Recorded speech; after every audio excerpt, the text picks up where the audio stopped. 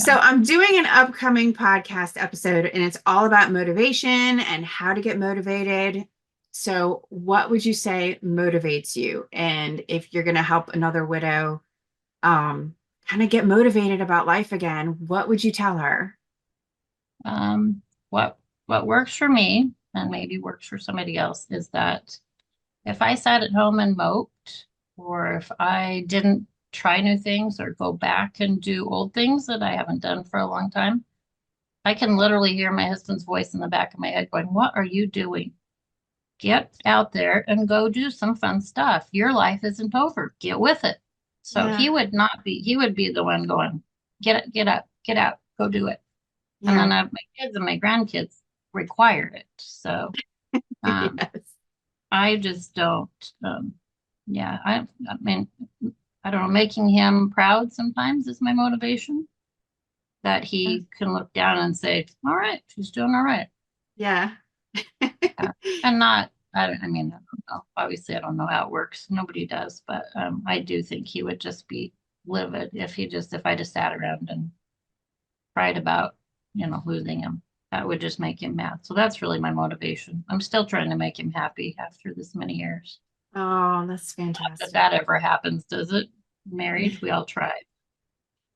We never actually make them happy, but we try and they try. So I'm still Yeah. trying. You're still trying. Yeah. Still I know. trying. I kind of had that motivation too. That definitely was a motivator for me is that like, I'm going to live my life and experience all of these things that he didn't get a chance to do and I'm not going to let anything stop me and his it's like I almost feel like he's just standing behind me sometimes like Hmm. go do it, like Yeah, go. exactly. Yeah, Yeah, I mean, I just don't think, I mean, they loved us. They don't want us to sit around and mope and be miserable. right. They would never want that, alive or not. They didn't want it when we were alive. I don't know why it would change now.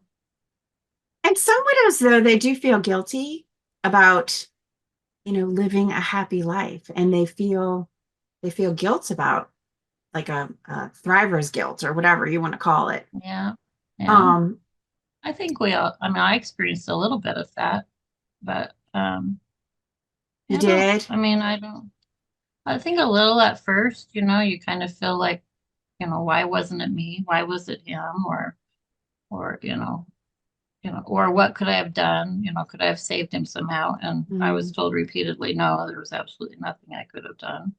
So I right, think that was pretty short-lived. But I don't think we have to feel guilty. I mean, it wasn't our choice.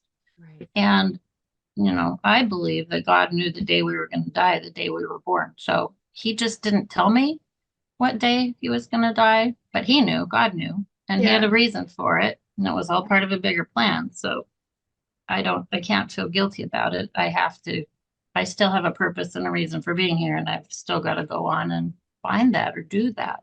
yeah, So, yeah. It's hard to think about like the should have done this and I could have done that. And that can kind of yeah, just keep dragging us back over and over again with those no, thoughts. But no, no. And he knew I loved him, and I knew he loved me. So I don't have any like regrets that I didn't say or do or yeah, something.